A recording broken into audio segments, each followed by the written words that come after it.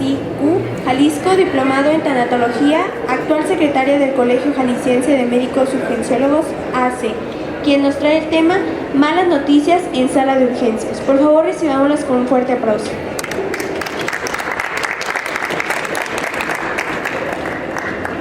Gracias. Buenas tardes. Espero que nos acompañen, doctoras, también. Les voy a pedir, por favor, para hacer más dinámica esta plática, hay que hacer un poco interactivo. Vamos a escanear este QR para poder participar. En esta ocasión no va a haber quizá un primer lugar, pero sí me interesa mucho conocer su perspectiva acerca de las malas noticias. No solo en la sala de urgencias. ¿Dónde recibimos malas noticias?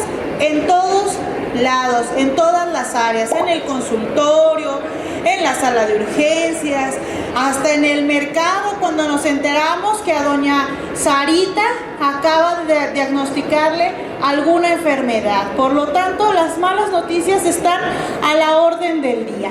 Vamos a dar un poco de tiempo para que vayan agregándose más personas. Los asistentes que van llegando puedan escanear el QR.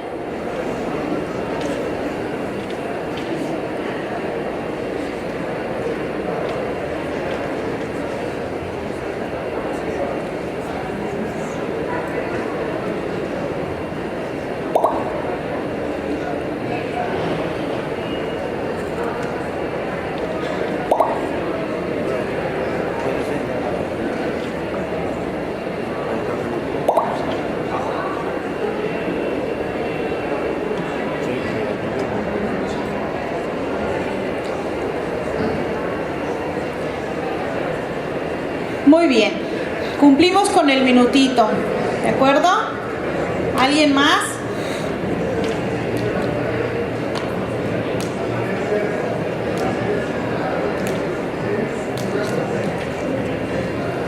Gracias. Gracias por ayudarla. Muy bien.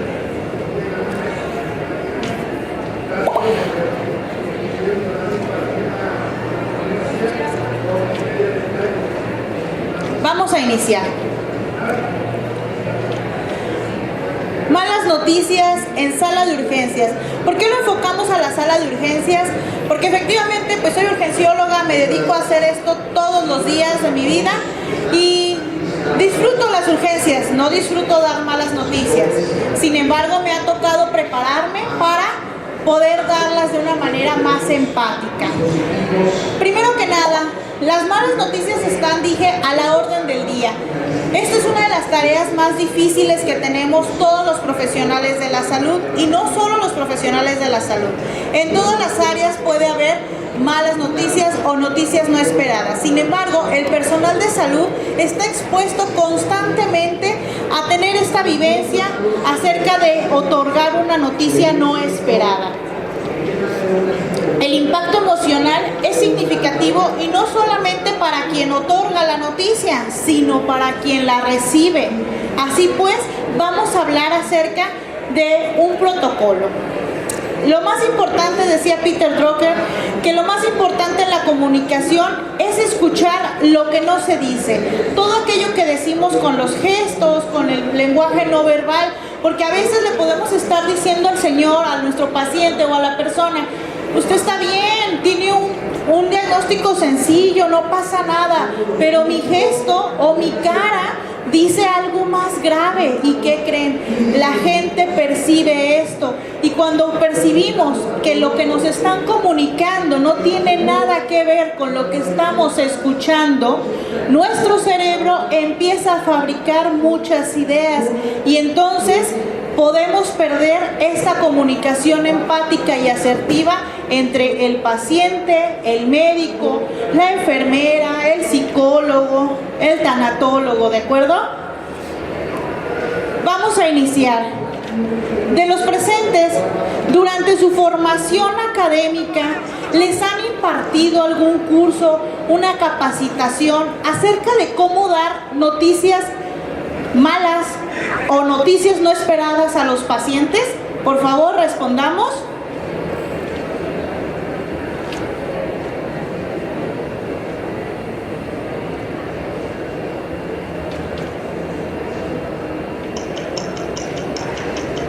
termine el tiempo.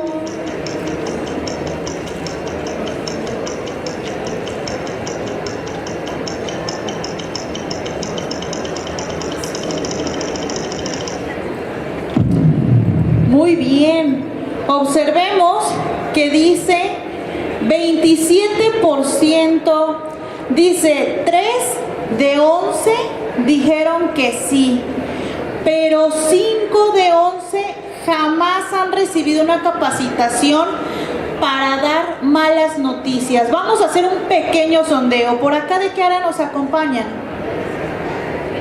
Medicina. ¿En qué grado? ¿Ya titulada, doctora? Quinto semestre. ¿Y hasta quinto semestre te han dicho alguna vez, ya has tenido contacto con pacientes? Perfecto, sí les han dado capacitación. ¿Acá de qué área nos acompaña? Enfermería.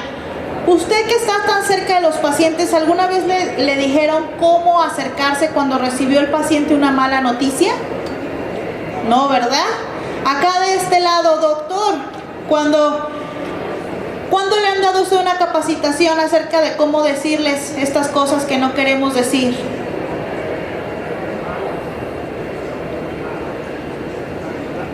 Ok, tuvo una capacitación adicional.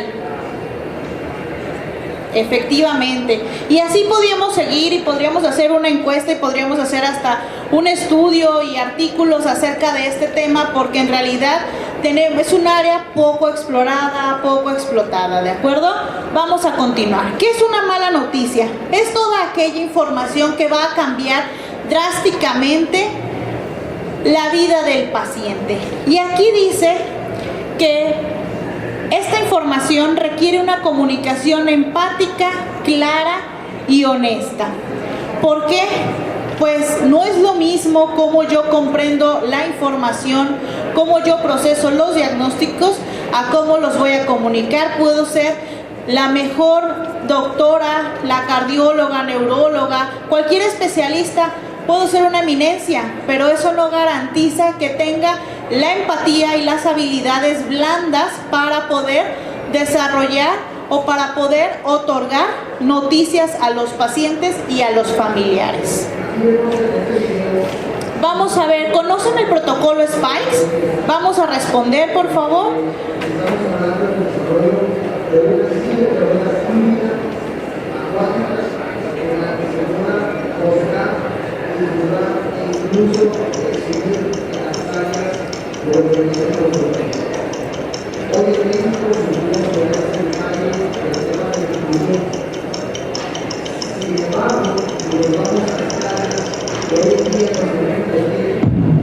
Muy bien, aquí tenemos las respuestas y dice que tenemos 6 de 11 que sí lo conocen, eso es un gran paso, y 4 de 11 que no lo conocen, ¿de acuerdo? Hoy vamos a hablar específicamente de este protocolo. Es una herramienta que nos vamos a llevar para poder después poder dar malas noticias a todos nuestros pacientes, y no solo nos funciona para la vida laboral, nos funciona incluso para la vida personal, para el entorno familiar, ¿de acuerdo? Porque a veces, siendo personal de la salud, luego nos dejan esa tarea, ¿no? Pues te toca la chamba de tú dile que tiene cáncer, tú dile que tiene esto, o oye, pues yo no le entendí al doctor, pero pásate tú, te toca, ¿no? Porque pues tú eres enfermera, tú estás ahí en el hospital, tú sabes. Entonces es importante conocer una herramienta para poder otorgar estas noticias. Incluso nos ayuda a también recibirlas de una manera más serena, más tranquila. El protocolo Spikes, desarrollado por Bailey y Bookman en 1970, es una guía estructurada para comunicar las malas noticias de una forma respetuosa y de una manera asertiva y eficaz. Facilita la empatía y la comprensión del proceso. EPICE es, bueno, Spikes está en lengua inglesa, por lo tanto EPICE nos traduce todo lo que habla el protocolo Spikes, que habla del entorno, la percepción, la invitación, el conocimiento, la estrategia y la exploración y acogida de los sentimientos.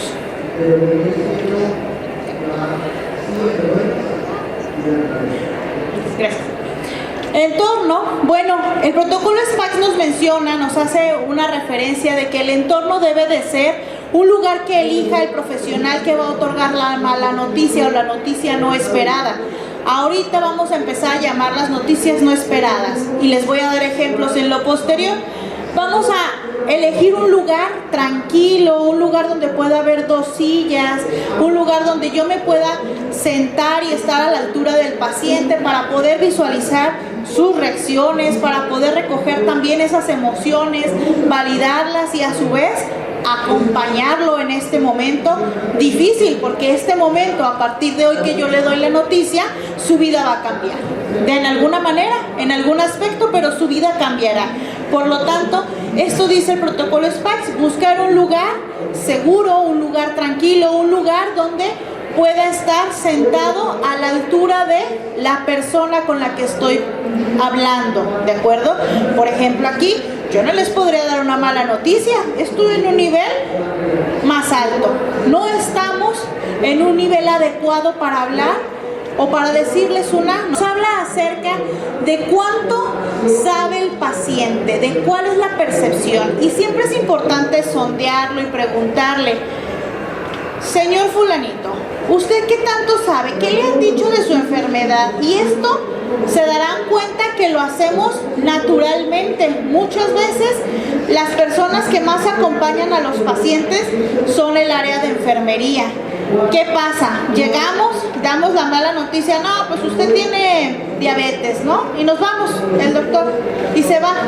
¿Y quién llega después a tomarle la mano, a ponerle medicamento? Y entonces a veces al área de enfermería le toca esta parte de recoger las emociones, y ellos son los que más hacen este sondeo. ¿Cómo es que el paciente o qué tanta información tenga el paciente acerca de su enfermedad? Aquí dice, antes de hablar hay que preguntar. ¿Por qué? Yo no puedo llegar con alguien y decirle que tiene una enfermedad grave si no he preguntado por qué llegó al hospital o por qué es que está ahí. Siempre hay que tener en cuenta estos datos. Antes de hablar, preguntar qué es lo que se le ha dicho y cómo lo percibe el paciente.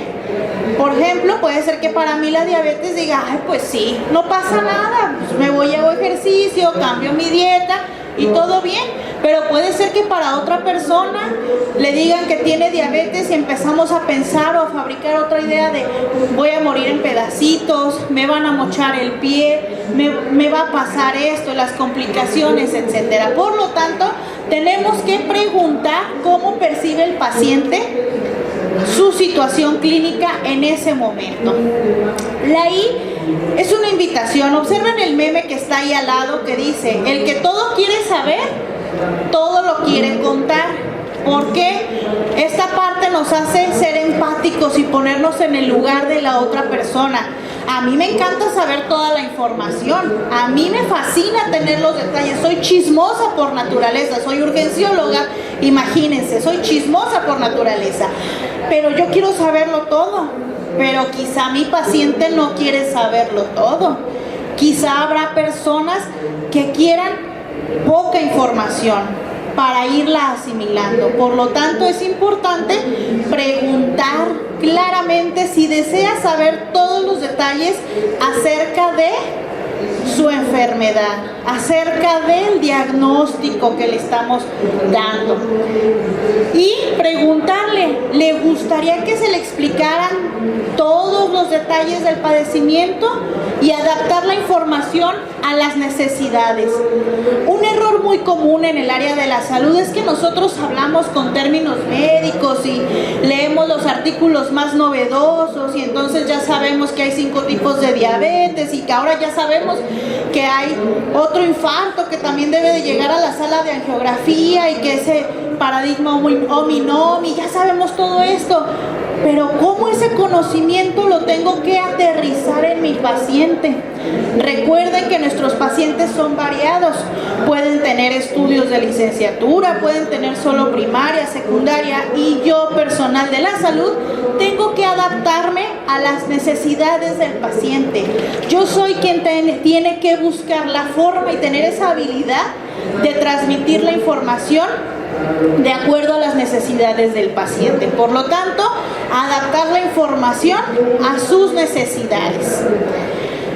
La K en el protocolo Spikes, les decía, viene de la lengua inglesa, viene de knowledge o conocimiento en la traducción para nosotros, ¿verdad?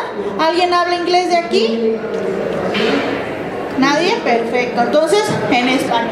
Ella sí, bueno, muy bien. En español, conocimiento para nosotros, ¿verdad? Para los compas, conocimiento. ¿Y qué dice el protocolo Spikes? Pues el protocolo Spikes dice que en esta parte tenemos que hacer una verificación de que el paciente ha comprendido lo que le comunicamos, lo que le informamos. Por lo tanto, ya que nosotros sondeamos, elegimos la forma en que vamos a comunicar la noticia, ahora tenemos que verificar. ¿Cómo? Pues le pedimos a la señora Rosita que nos repita en sus palabras lo que le acabo de decir. Ejemplo, si yo le digo, señora Rosita, se va a tomar una pastilla de metformina cada 12 horas, ahora le pediré, señora Rosita, a ver, explíqueme cómo se la va a tomar. Y a lo mejor ella me contesta, pues 2, ¿no? Una en la mañana y una en la noche. Con eso estoy segura de que comprendió todo lo que yo le quería informar. Asimismo, con este tema, con las noticias no esperadas, hay que pedirles una retribución de lo que nos hemos tomado el tiempo de informar. Y mucho antes de decir la palabra, el diagnóstico, cuando fallece algún paciente y antes de decirle al familiar que falleció, tendremos que hacer una preparación del terreno. Por ejemplo, decirle que las medidas que hemos tomado o el tratamiento que hemos utilizado pues no ha resultado efectivo y lamentablemente su paciente está muy grave o tiene una condición muy grave, e ir preparándolo, ¿de acuerdo? No puede ser que cada día en las salas de urgencias lleguen familiares a preguntar por sus pacientes, por sus hermanos, sus papás, sus hijos, y lo primero que reciban sea, no, pues acaba de morir. No, ese ya ni estaba. No, ya no está. No, tenemos que ser más empáticos, tenemos que humanizar la medicina, tenemos que humanizar los servicios de salud. Por lo tanto, es importante que antes de decir la parte más catastrófica, tomemos en cuenta toda esta preparación y entonces, ahora sí, después de tener el terreno preparado, dar la noticia no esperada o la parte más catastrófica de esta noticia. Tenemos que preguntar si hay dudas. Ahorita he visto que les preguntan dudas y nadie tiene dudas, ¿verdad? Todos ya nos llevamos bien todo. Pero las dudas a veces no surgen en el momento, las dudas surgen después, ya que el paciente se fue con su familiar y estuvo 3 días pensando, oye, pues me dijo que tenía esto, pero ¿y de esto sí se muere la gente?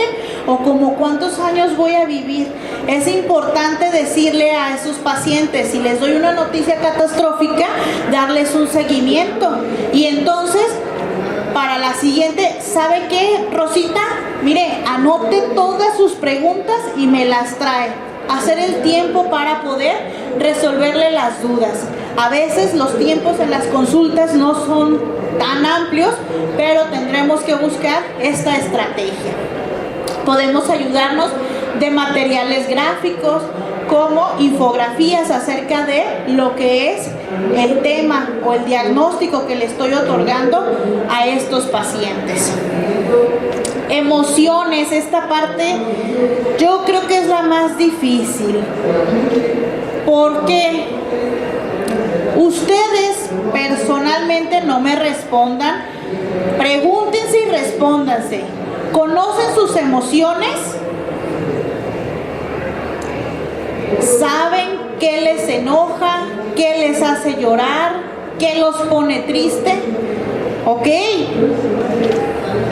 Y de esas emociones, ¿saben cómo reaccionan a cada una? ¿Alguien sabe para qué sirve el enojo? La emoción del enojo, ¿alguien que nos quiera compartir? Es parte de la supervivencia. Es parte de la supervivencia. Bien, el enojo es parte de la supervivencia. El enojo aparte me hace tomar acción, me hace moverme. ¿Por qué? A mí me enoja mucho el calor, me voy a mover a un lugar donde haga frío. Eso es el enojo. La tristeza. ¿Alguien? ¿La misma? Tristeza, ¿para qué nos sirve? ¿Para qué queremos la tristeza?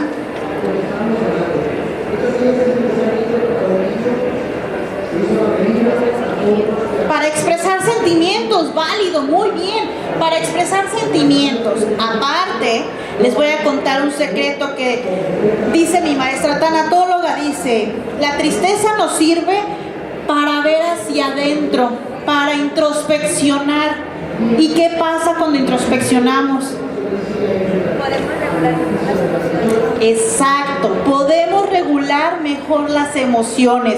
Por lo tanto, cuando se sientan tristes no digan, ay no, ya no quiero estar triste. No, disfrútenlo, la tristeza también es muy bonita, la tristeza es válida. La tristeza nos va a hacer pensar, ver hacia adentro, introspeccionar y tener una reacción más favorable a lo que me está sucediendo. Me ayuda a tener claridad. ¿De acuerdo? Entonces, en el protocolo SPICE es muy importante reconocer y validar las emociones del paciente. Sin embargo, si yo, profesional de la salud, no conozco mis emociones, tampoco podría reconocerlas en otra persona. Si no valido mis emociones, no podría validarlas en otra persona. Por eso es la importancia de trabajar en uno mismo. Y en esta charla no vengo a enseñarles medicina, venimos a hablar de otras habilidades.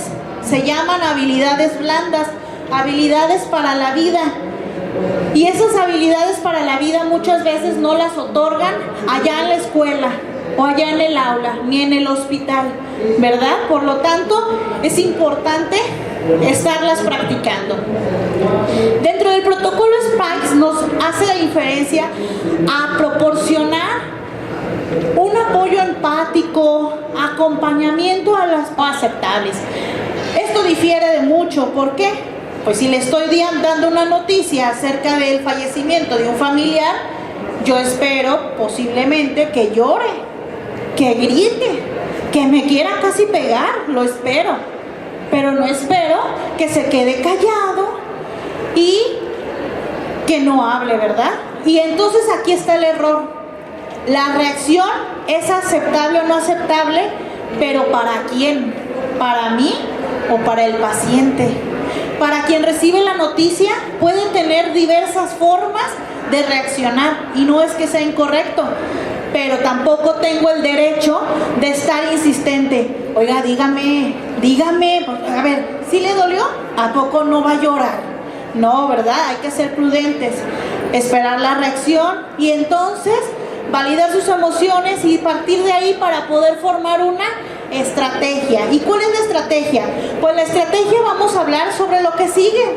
Si es un diagnóstico de una enfermedad no curable, pero tampoco es terminal, es una enfermedad crónica que va a deteriorar su estado de salud progresivamente, pues entonces formularemos una estrategia, hablar de los pasos, de los tratamientos, hablar de las opciones que tenga. Si es una enfermedad en una etapa avanzada, un diagnóstico terminal, hablaremos también de las posibilidades de otorgar un tratamiento que le proporcione calidad de vida. Y eso grábenselo bien. El fin del tratamiento en la medicina no solo es curativo. Los fines del tratamiento pueden ser curativos o que proporcionen calidad de vida. Por lo tanto, tenemos que formular la estrategia en conjunto con nuestro paciente y con sus familiares.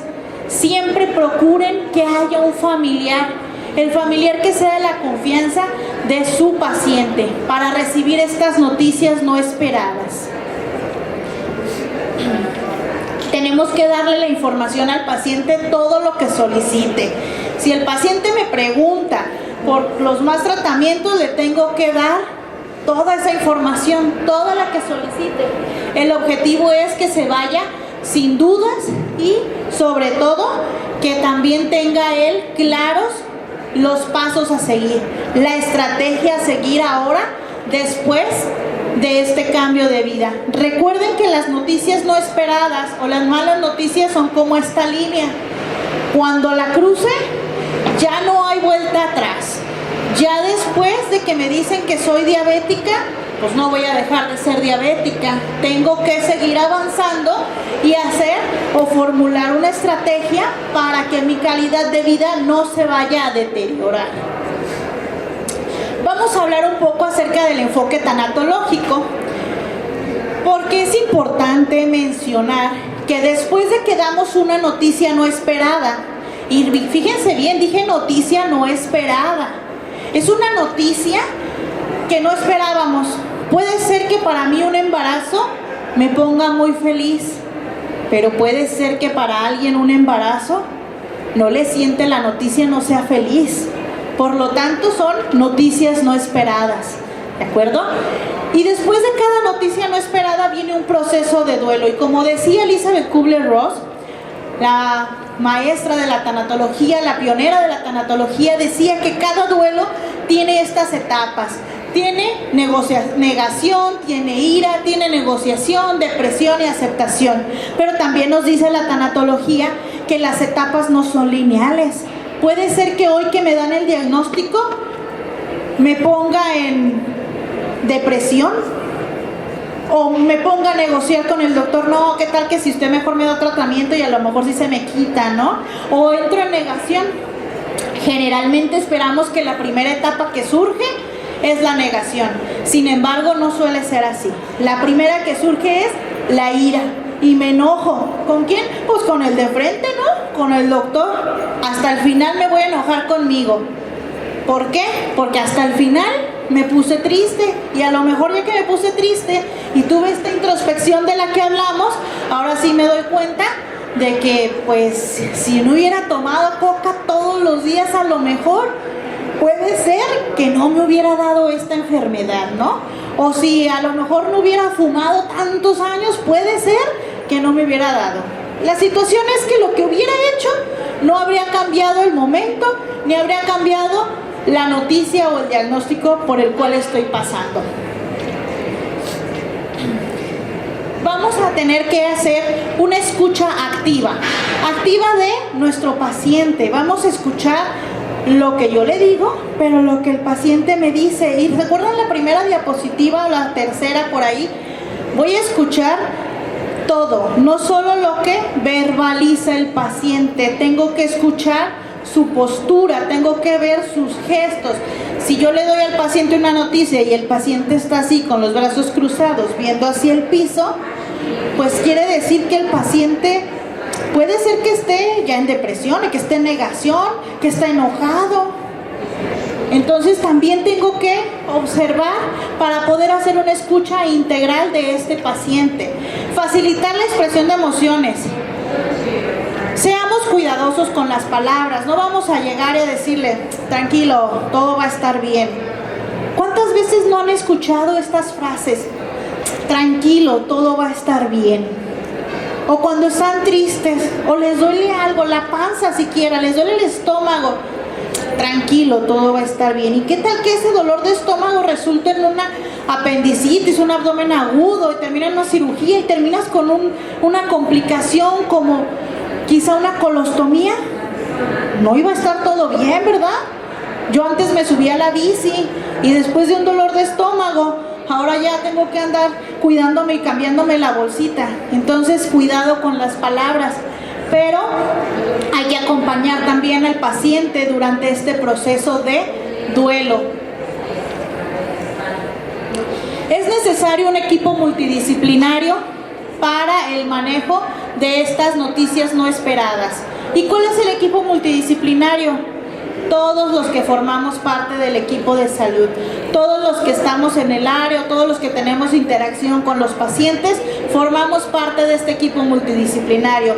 Puede ser trabajo social, pueden ser los psicólogos, pueden ser los tanatólogos, enfermería, puede ser el psiquiatra, los médicos, todos formamos parte de este equipo multidisciplinario. Por lo tanto, todos debemos desarrollar estas habilidades blandas acerca de la empatía, y todos debemos conocer el protocolo SPICE, que es el más básico para poder otorgar una mala noticia. En conclusión, dar malas noticias requiere una preparación. No puedo yo estar en mi sala de choque, tener un fallecimiento y así greñuda, después de haber dado compresiones con los guantes con sangre, salir y decirle: pues su familiar se acaba de morir. No puedo hacer eso. Antes de eso tengo que calmarme, y dijimos reconocer y validar las emociones. Primero reconozco mis emociones. Habrá pacientes que les transfieran emociones, habrá pacientes o casos específicos que a ustedes les muevan, o luego pues una lloradita, ¿no? 5 minutitos en el baño y les seguimos. Entonces tendremos que tener una preparación, ser empáticos y sobre todo tener mucha ética a la hora de otorgar estas noticias no esperadas. El protocolo SPICE, en conclusión, solo es una herramienta.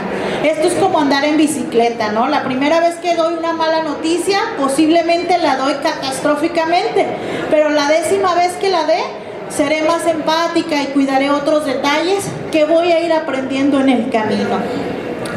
La tanatología se ha encargado de humanizar la comunicación médico-paciente. ¿Por qué? Se ha visto que es muy necesario.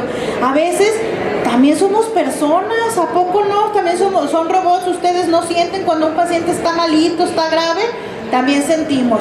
Y entonces empezamos a usar esas máscaras para evitar poner estos sentimientos. No lo hagan, permítanse sentir, y como dije, lloradita y a seguirle.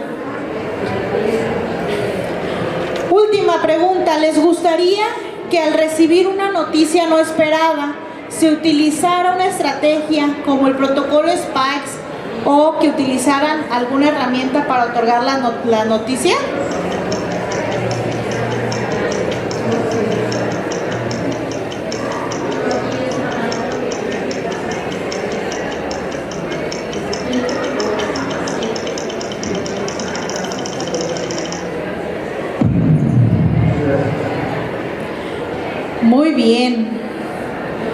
Muy bien, todos, ¿verdad? El 7 personas de las 3, pues todas, las 3 que estaban registradas, los otros ya no están, pero ahí dice el 100%, yo veo 100%. Si alguien ve menos, por favor vaya al oftalmólogo. Pero aquí dice que el 100% quiere que tengan herramientas para otorgarles una noticia no esperada. Y eso es para mí muy gratificante, porque eso nos obliga a seguir preparándonos, a no dejarlo solamente en una charla. Como último, para cerrar, el paciente puede no recordar qué se dijo, pero jamás va a olvidar cómo lo hicimos sentir. El paciente puede olvidar todo el libro de Harrison, todo el libro de medicina interna que yo le relaté, pero no va a olvidar cómo lo hice sentir. Así que recuérdenlo, y cada que estén con un paciente o con alguien que le tengan que dar una noticia esperada, tómense unos segundos, respiren, y en la manera más tranquila de lo posible, entonces comiencen a hablar con ese paciente.